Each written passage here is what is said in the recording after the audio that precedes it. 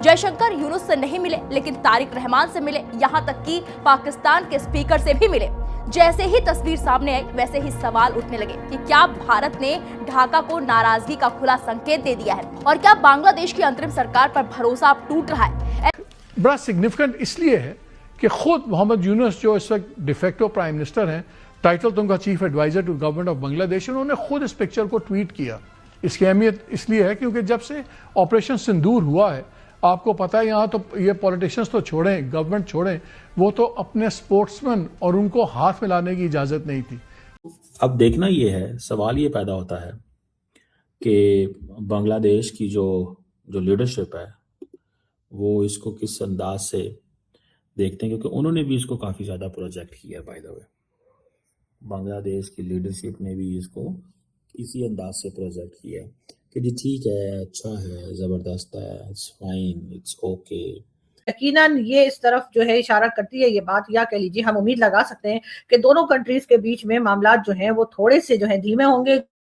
जो लड़ाई, टेंशन और जो स्ट्राइक्स वगैरह थी, उसके बाद ये पहली बार ऐसा हुआ है कि हिंदुस्तान और पाकिस्तान के जो फॉरेन मिनिस्टर, या कह लीजिए हमारी साइड से भी जो हमारे स्पीकर है नेशनल असेंबली, उनकी मुलाकात हुई है। दोनों तरफ के लीडर्स जो है पहली बार आमने सामने आए हैं। बात करते हैं भैया एक फोटोग्राफ की जो गवर्नमेंट ऑफ बांग्लादेश की तरफ से रिलीज हुई, जिसके ऊपर पाकिस्तान में काफी मेल्टडाउन चल रहा है कि भैया ये क्या, जयशंकर के साथ मीटिंग हो गई and they are trying to say कि देखो ये क्या है, मीटिंग हो गई। और हमारे देश के अंदर कुछ लोग हैं जो रो रहे हैं कि आपने तो बोला था हम पाकिस्तान से बात नहीं करेंगे, ये क्या है, वो क्या है। तस्वीरें जो है ना वो बांग्लादेश की लीडरशिप ने वो शेयर की हैं, इसी ये बेसिकली उन्हीं के कंट्रोल में था सारा कुछ।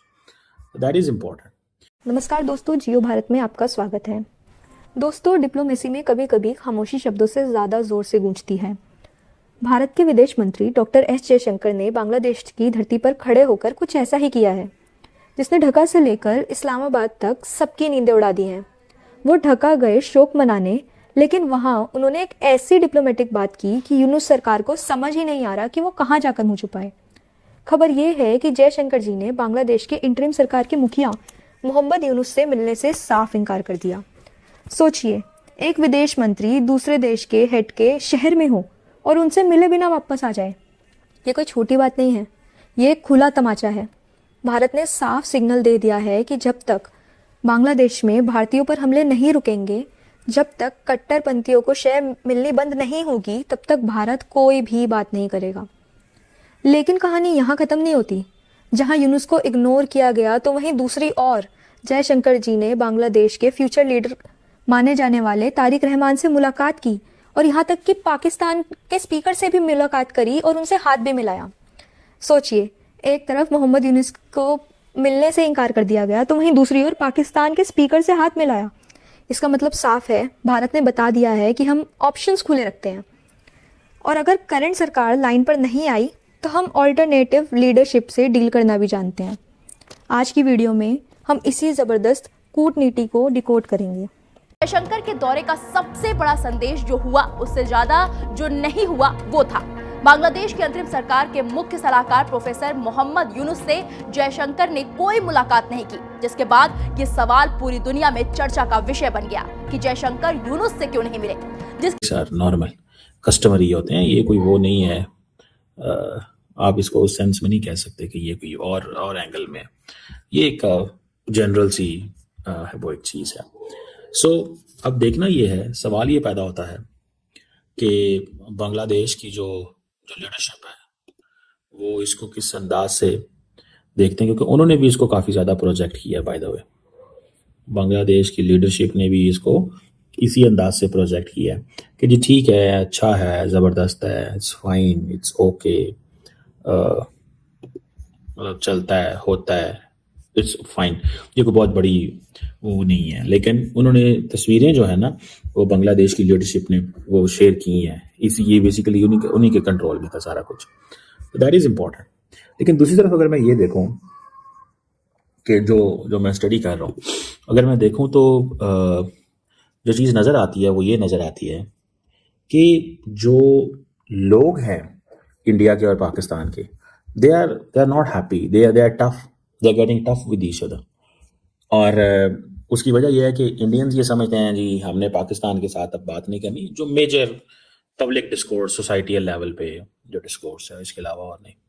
दूसरे नंबर पे जो है हमारे यहाँ पे भी ऐसे ही है कि नहीं यार बात नहीं करनी, इन्होंने हमें हमारे से बड़ी ज्यादती की है इंडियंस ने, यार रोज़ पाकिस्तान में लड़ाइयाँ झगड़े और ये चीज़ें चलती हैं। अगर आप हिस्ट्री देखें तो मोदी साहब is not also interested to talk, similarly Pakistan is not interested to talk. दोनों मुल्क को कोई इंटरेस्ट नहीं है किसी की तरह की भी कन्वर्सेशन। ये तो जिसे कहते हैं ना, इट्स नॉट समथिंग बिग। लोग हैं जो अमन चाहते हैं, जो चाहते हैं कि हमारे पड़ोसियों के साथ हमारे टर्म्स ठीक रहें, हमारे साथ नाराजगी ना हो, और अगर कोई नाराजगी है तो बिल्कुल हम उसके ऊपर काम करें और उसके बाद उस नाराजगी को दूर किया जाए, बजाय इसके ये कहने के नहीं जी हमारे यहाँ से तो कुछ नहीं हो रहा। जो नॉन स्टेट एक्टर्स की बात की जाती है या कई दूसरी बातें की जाती हैं, कहीं ना कहीं पाकिस्तान को भी अपने अंदर झांकना होगा, पाकिस्तान को भी अपनी जो कंप्लेंट्स भारत करता है उस तरफ देखना होगा, और तभी हालात जो है वो बेहतर होंगे। बहरहाल ये फोटो देखकर मैं तो कह रही हूँ कि जैसे कहते हैं ना कि वो हैप्पी न्यू ईयर का गाना जो है वो तो सुबह को चलेगा, लेकिन या कह लीजिए रात को 12 बजे के बाद लोग करेंगे, लेकिन ये फोटो देखकर मेरा दिल तो बाग बाग हो गया। बहुत ही अच्छा लगा, बहुत ही खुशी हुई, एंड आई विश कि जो लोग दिलों में नफरतें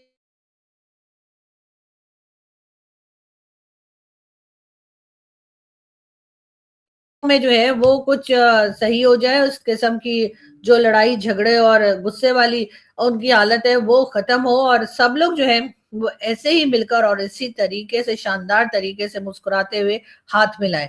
और ठीक है अब टाइम लगेगा, एकदम से रातों रात तो कुछ नहीं हो जाता, लेकिन बहरहाल डॉक्टर जयशंकर तो आपको पता ही है मेरे मोस्ट फेवरेट पॉलिटिशियंस या कह लीजिए फॉरेन मिनिस्टर्स में से हैं, और जब वो पाकिस्तान आए थे तब भी मेरी पूरी कोशिश थी कि मेरी उनसे मुलाकात हो, और मैं उन चंद मीडिया पर्सन। तो दोस्तों इसे कहते हैं नए भारत की नो नॉनसेंस डिप्लोमेसी। जयशंकर जी का ये दौरा सिर्फ श्रद्धांजलि देने के लिए नहीं था, बल्कि ये एक वार्निंग थी यूनुस सरकार के लिए। उनका तारिक रहमान से मिलना और पीएम मोदी का लेटर सौंपना ये बताता है कि भारत अब फ्यूचर की तरफ देख रहा है। हमने क्लियर कर दिया है कि माइनॉरिटीज़ की सुरक्षा हमारी रेड लाइन है।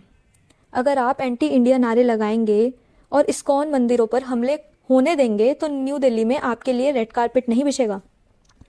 यूनुस सरकार को लग रहा है कि भारत के पास कोई विकल्प नहीं है, लेकिन जयशंकर जी ने बीएनपी लीडरशिप के साथ इंगेज करके उनका ये भ्रम भी तोड़ दिया है। पाकिस्तान स्पीकर से एक फॉर्मल मुलाकात करके हमने ये भी दिखा दिया है कि हम मैच्योर हैं, लेकिन यूनुस को इग्नोर करके हमने ये भी साबित कर दिया कि हम नाराज़ हैं। ये रिश्ता अब घटनाओं पर नहीं, व्यवहार पर तय होगा। बांग्लादेश को अब तय करना होगा कि वो भारत का दोस्त बनना चाहता है या भारत से दुश्मनी चाहता है, क्योंकि भारत ने अपना स्टैंड क्लियर कर दिया है।